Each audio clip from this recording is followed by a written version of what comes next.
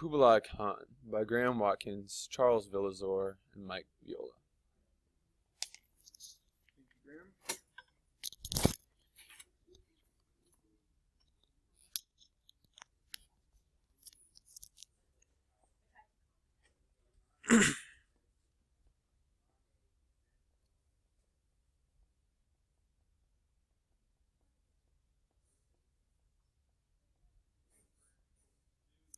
Kublai Khan was the fourth son of Toli Khan.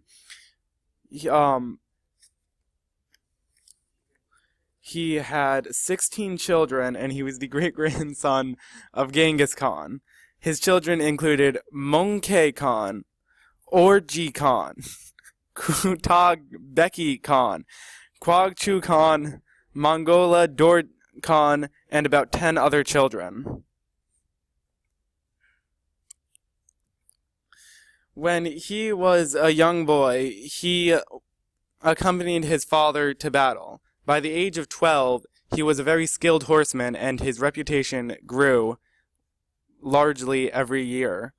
His father died when he was at the age of 17.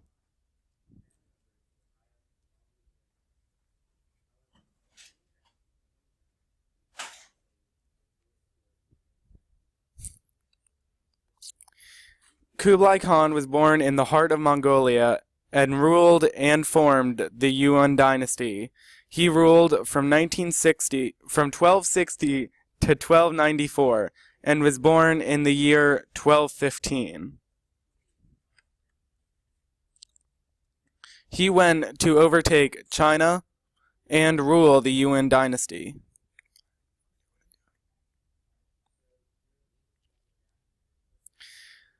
Kublai Khan was born on September the 23rd, year 1215. He was born in the heart of Mongolia, and he was the fourth son of Toli. He died in the year 1294. He ruled from 1260 to 1294.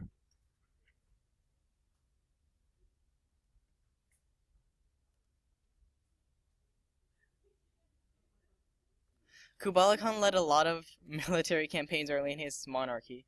These campaigns united China under one emperor, meaning it could be easier to control. In the early 1200s, as you can see on the map, the Mongols went south, conquering what is now modern China. Later in his career, Kublai went east and west, conquering what would be Korea and modern Russia.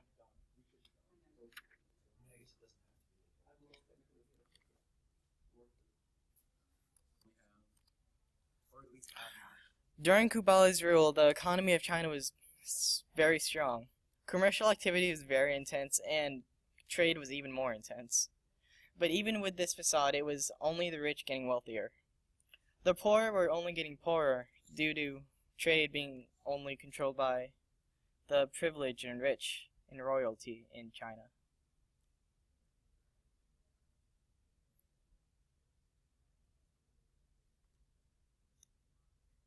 The nationalities policy was a policy accepted by Kublai Khan in the late 1200s.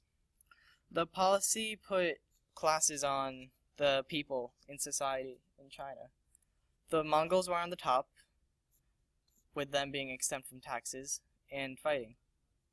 Samuren, which was the special status, was below the Mongols, but on top of the Hanren and Nanren. Kublai Khan inflicted a monetary policy upon China, which made the sole medium of currency banknotes. This was due to there not being enough metal for them to make coins. Of course, this came with inflation, which was a major factor in the downfall of Kublai Khan's rule.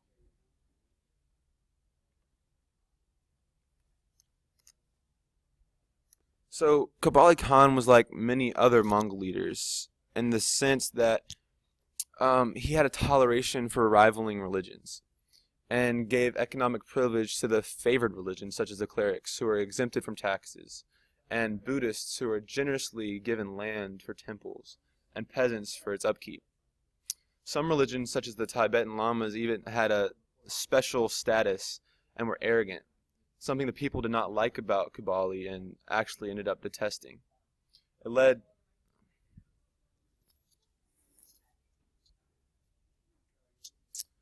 So Kublai Khan had a huge impact on his own time period in China. He was considered to be wise and known as the Setsen Khan, or Wise Khan. And he did something really no other ruler had been able to do before him, and that was to adopt some of the Chinese culture in order to rule and sustain power. The Mongols would not be able to rule on their own. He had to get rid of the nomadic ways of the Mongols and take the principles of the Chinese culture, which upset people, but is really what the Chinese needed. Lastly is the death and fall of the dynasty. Kubali, although he was smart and tried to combine Chinese culture, was never able to find the right way to do it. Things such as moving his capital and lavish palace to Chinese territory offended many of the Mongols. He was stuck between having to stick to the Mongols' nomadic ways and trying to establish and sustain a good, positive government. Then also his favorite wife and heir to the throne died. Lastly is the impact on modern-day China.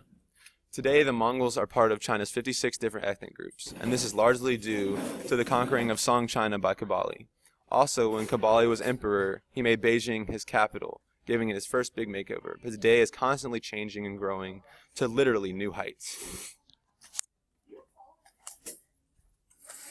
Okay, now we need to post this on. It also made China more susceptible to outsiders and accepting of new culture